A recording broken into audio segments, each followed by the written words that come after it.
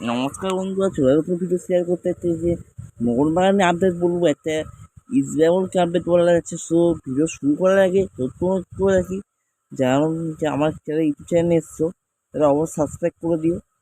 তো ভিডিওটা শুরু করা যায়।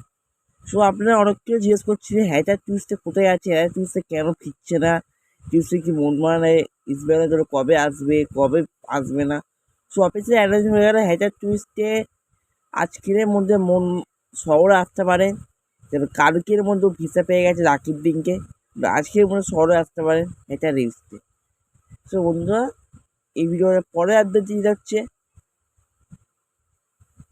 মোহনবাগানের ধীরাজ সিং সুস্থ হয়ে গেছে, তিনি আর প্র্যাকটিসে নামছে।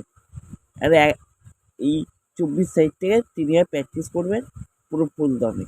এরা আজমারকে আবার কি গোয়াতে চলে যাবে, এইটা একটা কোশ্চেন। হ্যাঁ বন্ধুরা, সত্যি আজমা আবার গোয়াতে যাবে। গোয়াতে নিজের খেলাটা নিজে উঁচাই করবে, তাই সেই জন্য আজমা আবার গোয়াতে যাবে। তো বন্ধুরা, পরবর্তী আপডেট বোঝা যাচ্ছে জনি ক্যাবকে অফিসিয়ালি সাইন করে নিয়েছে ইন্টার কাছে, যে আগামীকাল একটা অ্যারেঞ্জমেন্ট ছিল, সেইটাও সেটার জন্য ইন্টার কাছে। বোঝা যাচ্ছে হাবাস স্যার যাকে যাকে নিয়ে আসছে প্রতিটা ম্যাচে, সে হচ্ছে লেজেন্ড প্লেয়ার। হাবাস স্যার ছাড়তে হচ্ছে জনি কাউকে। হাবাস স্যারকে ধন্যবাদ জানিয়ে বলবো, জনি কাকুকে আই লিগ খেলানোর জন্য ধন্যবাদ।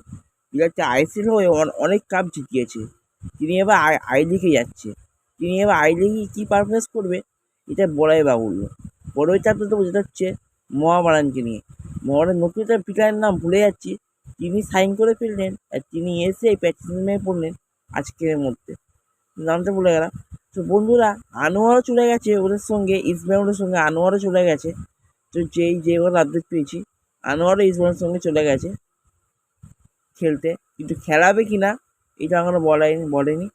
তো ভিডিওটা ভালো লাইক করো, সাবস্ক্রাইব করো, ভিডিও শেয়ার করবো। সেইটুকু ছিল বন্ধুরা। Love you all guys, bye by.